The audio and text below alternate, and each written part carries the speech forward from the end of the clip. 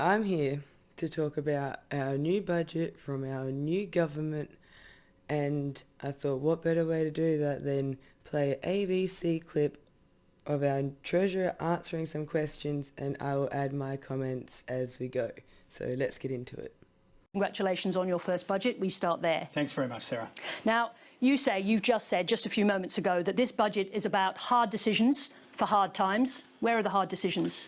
Well, there's $22 billion in savings, $28.5 billion in budget improvements, but I think most important of all, we've had this really welcome, really substantial surge in revenue off the back of higher commodity prices, and what we've done is we've let that return to the budget, 99% of that over the next 2 years. That's the most responsible thing you can do when we've got high inflation. But just look at that, those numbers. You spent $1 billion more than you saved this year. Over 4 years, it's $10 billion more than you've saved. So I repeat my question, where are the hard decisions? Well, the hard decisions are in every dollar of those $22 billion in savings. The hard decisions is in every dollar not spent from this very temporary but substantial welcome improvement in tax revenues from some of these temporary conditions like higher commodity prices. Yeah. And when you sit around the Expenditure Review Committee table, as we have for many hours with my colleagues, one of the hardest things to do is to exercise spending restraint. I think what defines this budget and distinguishes it from our predecessors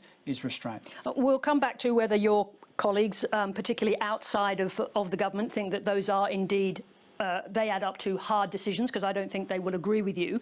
See, I completely understand why people stop paying attention whenever a politician starts talking. Like, what was that? That didn't tell anyone anything. Oh, what were the hard decisions? Of every dollar of the $22 billion. But one thing I did get out of that part there was how he kept saying, we've got a lot of revenue from the high commodity prices. The price of things cost more, aka inflation. So yeah, no shit. Things costing more would result in the percentage of tax from those things going up as well. But you just mentioned the fact that you've got a revenue windfall this year, but you know that you can't rely on it being repeated. You've also got a very large structural deficit. Now, let's just explain that phrase to people who don't use that phrase every day. Basically, spending more than you earn. Is it inevitable that you'll either have to cut spending much harder or find new ways, new revenue to pay for all of this? Well, I think we've made a good start on that tonight. We've been really upfront with people for the entire duration of this government and before that as well, that we've got an issue in the budget. We've got big, persistent, structural spending pressures on the budget.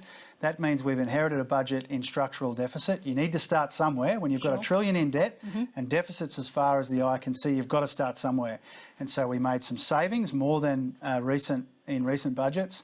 We exercised far more spending restraint than our predecessors, and we've already begun reforming the tax system, whether it's multinational taxes, that's a very small whether amount it's of tax money. compliance. Excuse me, but it is less than $1 billion, so it's still money, but it's a very small amount of money compared with the task ahead. Well, Colette, I think we've got about $6.5 billion worth of tax improvements in the budget. Net, we're investing a bit in that to get some back via compliance programs, but that's important too. Everything needs to make a contribution. Sure. When you're climbing a mountain of this height, you need to start somewhere. All right, now I want you to pay close attention to what's said in this next part, because I will pick it to pieces after this. Let's talk about the mountain. In fact, I was going to say the budget does face very steep increases in borrowing costs, pensions, social services, big increases in defence. We've already been hearing about it tonight. Hospitals, aged care, and an alarming blowout in the NDIS. How much is the NDIS expected to cost over the next 10 years? Well, it's going to hit $50 billion before long, and it is one of the three biggest pressures on the budget. The biggest is actually interest costs on our borrowing. Yes, it's important, but just stay with the NDIS because this was a big issue today. You just said it's going to hit 50 billion shortly, but I think the question is over the next 10 years, because we looked at the figures in the budget papers today. Tell me what you think it's going to cost, expected to cost over 10 years. Well, it's going to cost hundreds of billions of dollars, right? And that investment, That investment is really important. Now, the reason why we've got, under Minister Shorten's leadership, we've got a review of the NDIS is because the spending trajectory right now is putting incredible pressure on the budget. Now, we want to make sure that people are at the centre of the NDIS. We want to do the right thing by Australians with a disability. That means making sure that spending in the program is sustainable. We hope that this review that is being undertaken right now means we can improve the quality of the spending over time, and then we'll update the figures. Let's be clear, you just said hundreds of billions of dollars. Yeah. These are incredible figures, aren't they? Yeah. Now, you say there's a review underway. You don't always wait for reviews to be completed. You've also said recently that you're not going to fix it by cleaving millions of dollars out of it. You've just said a program that is going to cost, if it's left on its current trajectory, hundreds of billions of dollars. Australia cannot afford it. How much money do you think you're going to have to take out of the NDIS? You are going to have to cleave millions, aren't you? Well, the point that I was making there is that we don't approach the NDIS as a source of savings for the sake of it. We believe in the NDIS. We created it. We think it's doing important work for Australians with a disability. We support it. We want it to endure and survive. And that means every dollar needs to get value for money. And that's what the review is about. Now, if it turns out the trajectory of spending is better than it is currently, then that's a good outcome as long as we're maintaining a level of service. Hello, it's me again. Did you pay attention? Did you take notes? Now, I know very few people can sit through a politician talking and pay attention to it all because it just drags on. So, for my lovely audience, I put together the key parts I wanted you to take away from that last section of that interview. Big increases in defence. We've already been hearing about it tonight. Hospitals, aged care, and an alarming blowout in the NDIS. How much is the NDIS expected to cost over the next 10 years? Well, it's going to hit $50 billion before long. You just said it's going to hit 50 billion shortly, but I think the question is over the next 10 years, because we looked at the figures in the budget papers today. Tell me what you think it's going to cost, expected to cost over 10 years. Well, it's going to cost hundreds of billions of dollars. You've just said a program that is going to cost, if it's left on its current trajectory, hundreds of billions of dollars. Australia cannot afford it. How much money do you think you're going to have to take out of the NDIS? First of all, yeah, if it's almost 50 billion, then to ask what the price would be over 10 years, 50 billion times 10 would be 500 billion, just saying. Now, I would like to point out that under the previous government, the NDIS was absolutely under attack. There's hours of me talking about that on this channel, but just because Labor won the election doesn't mean you can stop keeping an eye on what's going on. And now obviously I think there should be oversight for something like the NDIS so there isn't any fraud or people misusing the system, but that goes for everything. So I wanted you to take note of how they were freaking out about the cost of the NDIS. But there's something else I wanted you to take note of that was easily missed. Let me play it again for you. Big increases in defence. Big increases in defence. Big increases in defence. Alright, I'd like to show you one of the points from what they called the budget at a glance. Equipping defence to respond to global and regional security challenges, with funding for defence rising to more than 2% of GDP over the forward estimate. What do you reckon 2% of our GDP is? Well, according to this, it's going to hit $50 billion before long.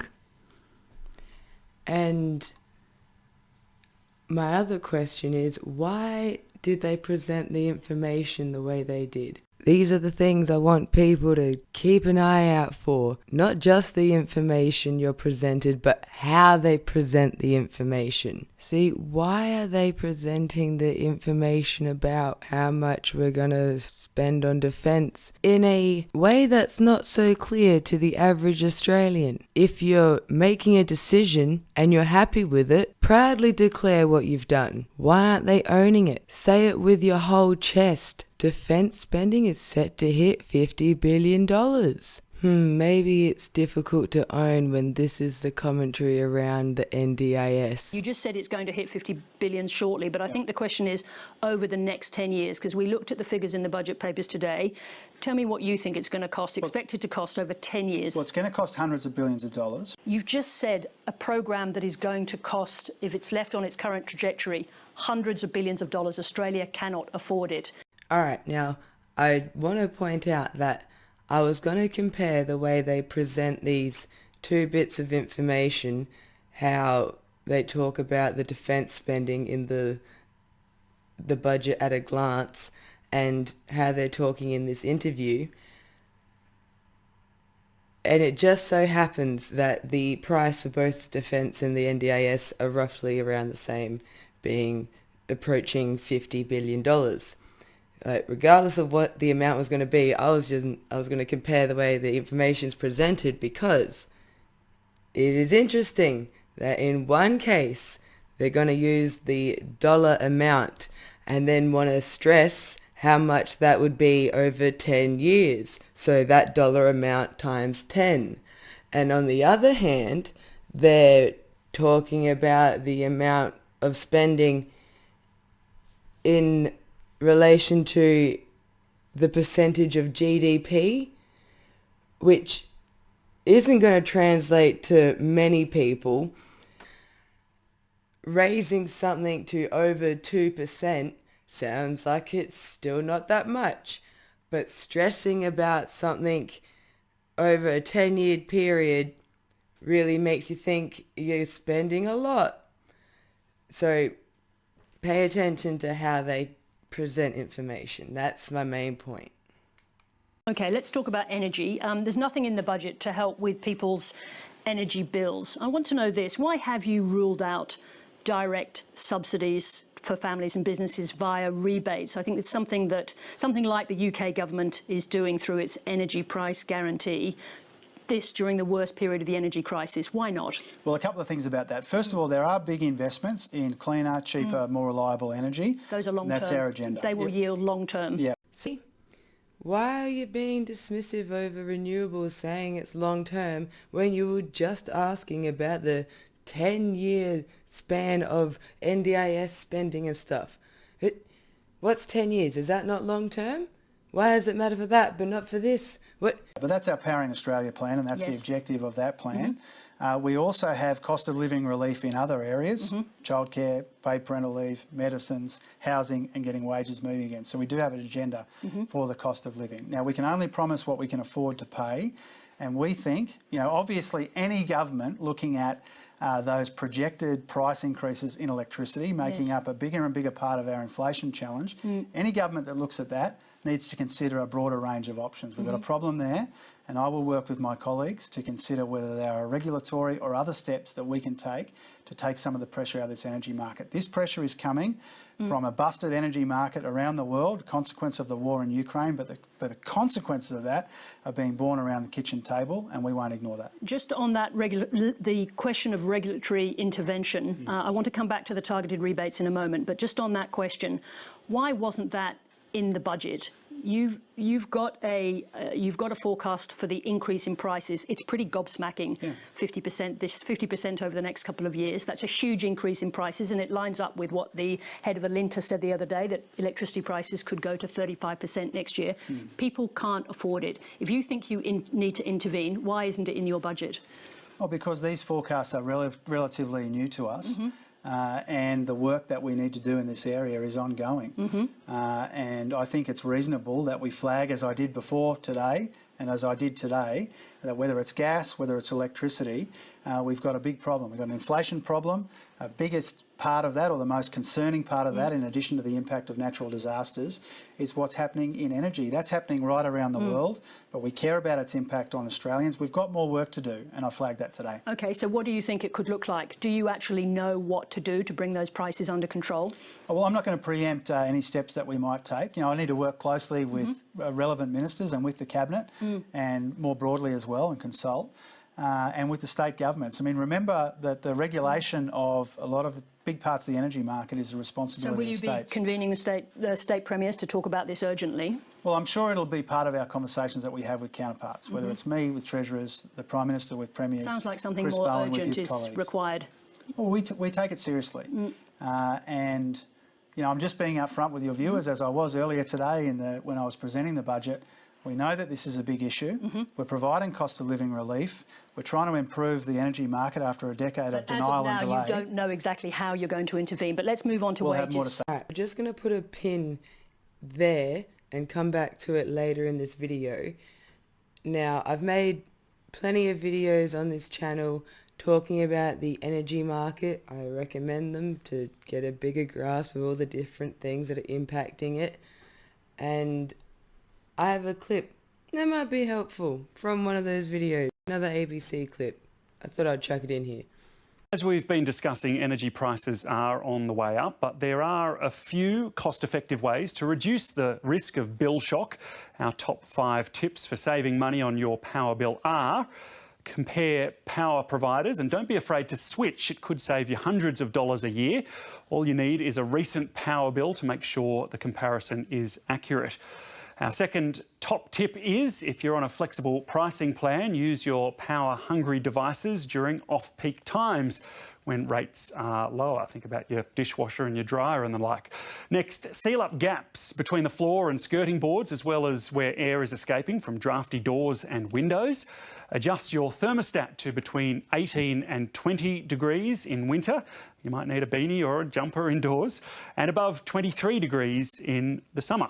And finally, switch off your appliances at the power point when they're not in use. Electricity use from devices in standby mode can actually add up to about 10% of your total power bill. Let's move on to wages, because at the same time Australians are seeing their wages going backwards in real terms this year. You promised a Labor government would increase wages in real terms. When is that going to happen? Well, on the budget forecast, 2024, but these are notoriously volatile, these wage forecasts. And what we've said about it is wages growth is picking up, but because inflation is so high, then the real wages situation is not as we would like it to be. Real wages were falling before the election. They've been falling after the election. There's 2 parts to that.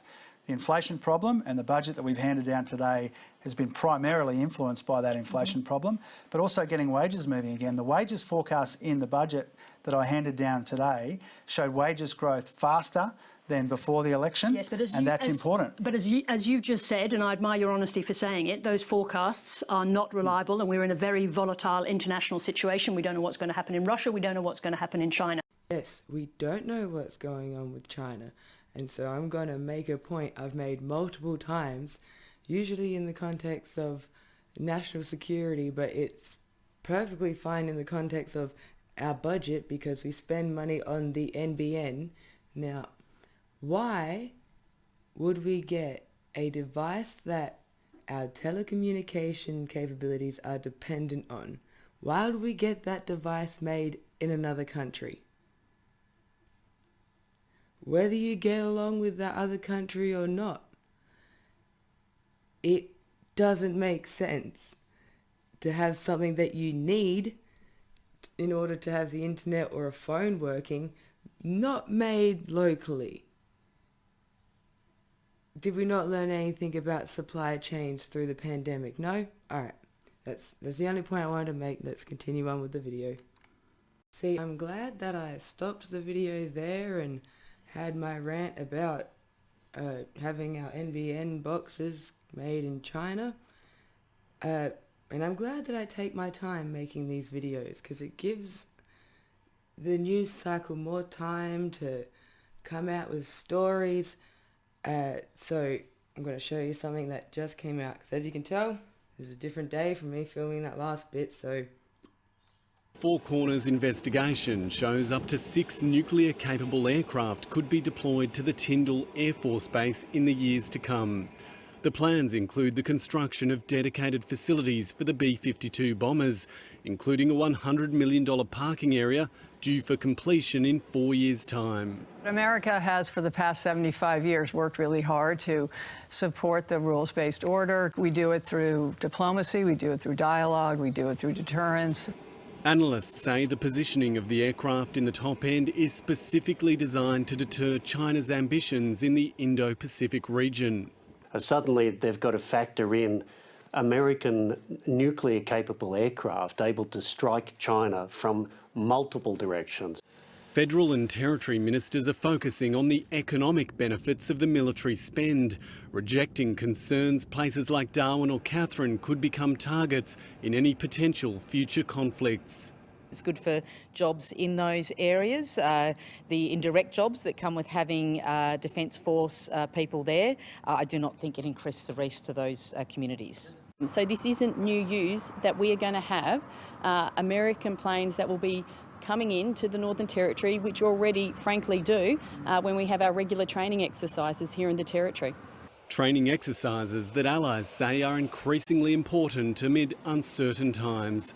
Alright, I've made a few videos on this channel about the relations between Australia and China. I recommend them. And I've also got a video that is a response to a 60 Minutes episode from the beginning of the year that I'm yet to finish for you all. And so I'll save all my commentary for that one. But I will quickly say, what do you mean there's no risk of anywhere here being attacked? But at the same time, they have to factor in that there's American nuclear capable aircraft that can attack them from multiple directions. See? It just goes to my point where if you see a country as a threat or an issue in some way, why would you get a device that your telecommunication capabilities is dependent on manufactured there? Like, the USA has the CHIP Act, and over here in Australia we're just like, yeah, let's make phone lines and internet service dependent on this device that we're going to get manufactured in China. You see my frustration? You can't have it both ways. And I know that this is in the middle of the Treasurer being interviewed talking about wages, but to tie that all together, just think about how many jobs need the internet or a phone line. So we don't know actually that crossover moment where you think wages are going to start rising is actually going to happen. And in fact, even if we look at those 4 years, I think we've got real wages growing by less than 1%. Isn't that just wage stagnation continuing? No, wages growth is picking up. And it's picking up because we no longer have a government which treats wage stagnation as a deliberate design feature of their That's a line that we've heard from you policy. before. I want to talk about what's in your budget today. Again, you promised that wages were going to move. You've conceded that we don't know what's going to be happening a couple of years out. Well, wages are already moving. All right, considering they're talking about how difficult it's going to be for people with jobs because wages will not keep up with inflation, spare a moment for people without jobs, anyone on job seeker. Imagine the situation they would be dealing with. And imagine if we had a Prime Minister that said they gave a shit about that sort of thing. We need a recovery where no one is held back and no one is left behind, where we don't just snap back to insecure work, to job seekers stuck in poverty. All right, I'll continue my point about job seekers a bit later on, but listen out for what he says they're going to do to help wages. Just keep an ear out for that. Wages are already moving. By a very, very tiny amount. But you in the can right see direction. that. And in the right direction. We've had a decade of wage stagnation. Wages growth is picking up. We've been upfront with people and said when inflation is expected to head into the high sevens, then obviously wages are not going to keep up with that. Our job is to do what we can on the inflation side, do what we can on the wages side. We've got a wages policy, which is training people for higher wage opportunities, childcare so parents can work more and earn more if they want to. Those things aren't investing going to in the bring right wages up industries. to the degree that you promised. Okay, first of all, put another pin in the statement what they're doing to help with inflation, right? That's the second pin. Remember, this is pin number 2. Now, how are they going to help wages? They're going to help train people up for more jobs and look after more kids so more people can work if they choose to. Oh, wow. Wow. Yeah, wow. Well done. Well done. Forming enterprise You bargaining. promised. So are people going to mark this down as a broken promise? Well, I don't think that they should, and it's up to people how they judge it. And I listen respectfully to the community, as you know. We care deeply about what people think about this budget. Of course we do, but more important to us is to get the economic settings right. I'm really confident that we've lined up nicely the spending restraint side of the budget, the cost of living relief, but just as importantly, the investment in a stronger economy, because this budget is more than battening down the hatches.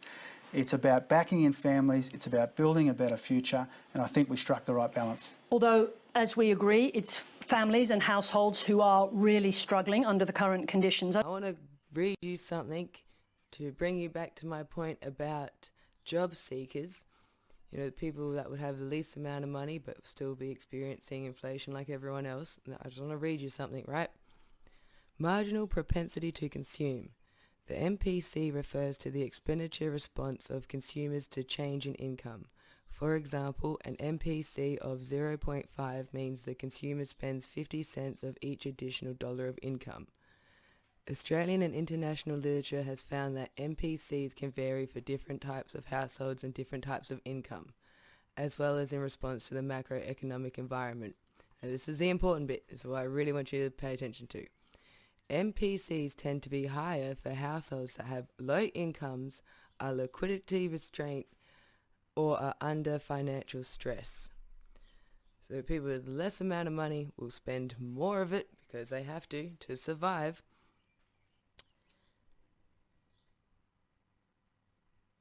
And you know where I read this from? You know where this came from? This is from a briefing for the previous Treasury, the last Treasury in 2019.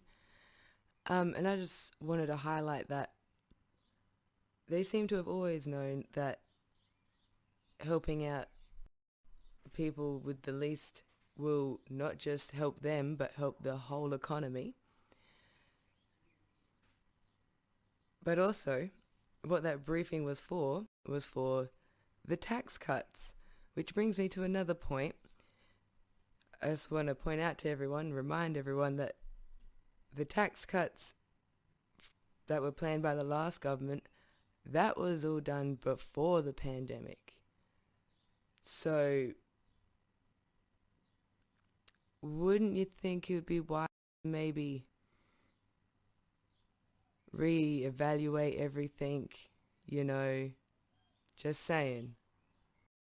This is a once-in-a-generation opportunity to reshape the economy so that it works for people, not the other way around. I just want to look at one other Labor promise, which was leaving the Morrison government's tax cuts in place.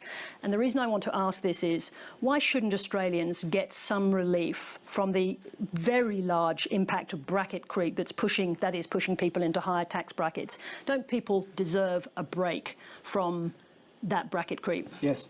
So they stay in place, no question. Well, we've said repeatedly that there's a role for tax relief in our economy.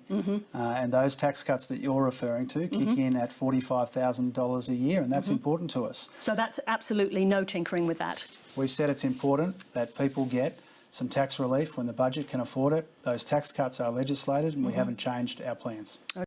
Ah, yes, I bet you're waiting to hear my thoughts on the tax cuts. Well, what I've done with my spare time is come up with a whole bunch of alternatives, different options for tax brackets, which obviously will have to be its whole own video in itself, which I'm working on, and it will be complete now that I've found the information on what tax brackets the Australian taxpayer falls in currently, so I'll be able to work out roughly what revenue you'll get from these different options.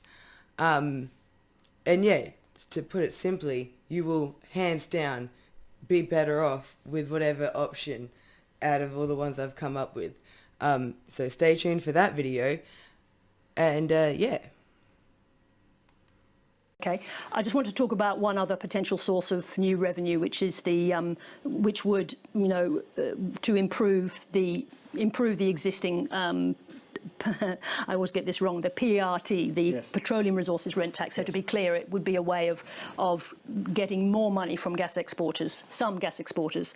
Treasury is reviewing that system. Are you going to urge them that there is a compelling case to move much more quickly on that? Well, let's see what they say. I mean, they began a process under the life of the former government. I actually pay tribute to my predecessor for starting the thinking on this, and they've got some of that work to finish. It was paused because of COVID, and they will finish that work at some point. And as always, I will listen respectfully to their advice.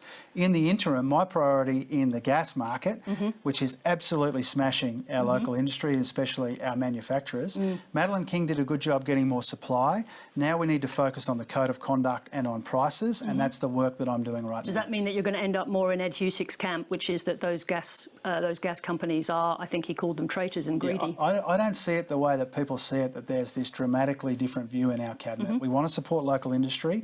We want to keep faith with our international partners and our export partners in particular. We need to strike the right balance here, but the energy market is not working right now for local industry or for Australians. Any responsible government looks at steps it could take to change that. And talking about exporting gas, that is the third pin. All right, I hope you're writing this down.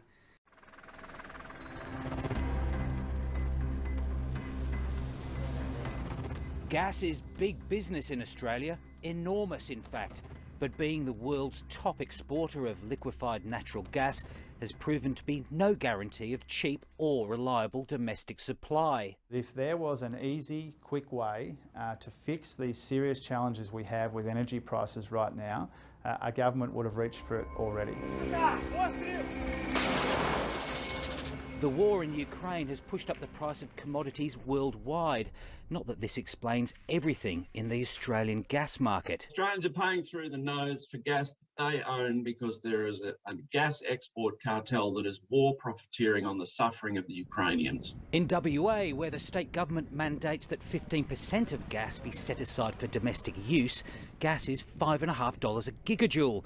It's almost 8 times more expensive elsewhere in Australia. The East must do what the West has long done. This is the consequence of more than a decade of energy policy failure that has stopped the industry developing more gas supply in a timely manner. Yeah, Mr. CEO of Santos, I bet you'd like that. I bet you'd like to develop more gas supplies. I'll get back to you. We talked earlier about the multinational tax changes, and I think we agreed. In the budget papers, it's clear they net just they under $1 billion.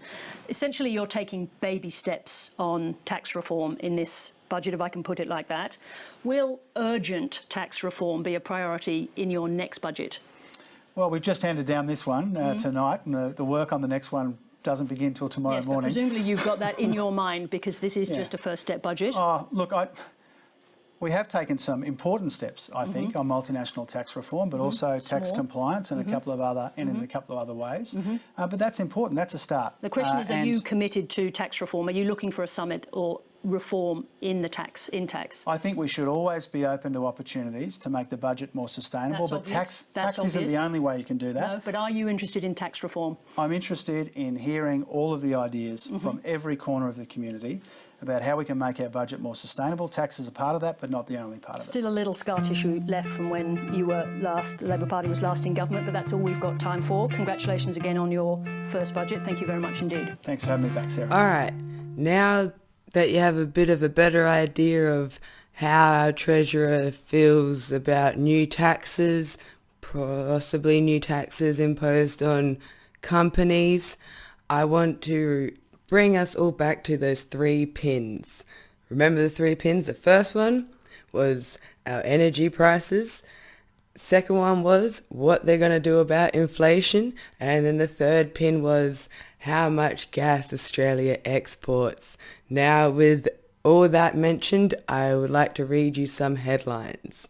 Alright, this is from the 20th of October 2022. Woodside Santos cash in amid gas boom. Australia's 2 biggest energy providers have been banking huge profits off the back of soaring oil and gas prices. Here's another one from the 17th of August. Santos announced tripling of half-yearly profits to $1.66 billion on high gas and oil prices. Despite concerns about gas prices and domestic supply impacting consumers, Santos has delivered its shareholders a healthy dividend. Here's another one from the 29th of March. Santos Woodside profits to double as commodities soar. And here's one more that will pretty much explain the point I'm trying to make. Santos profit rises 3-fold amid energy insecurity as calls for windfall tax intensifies.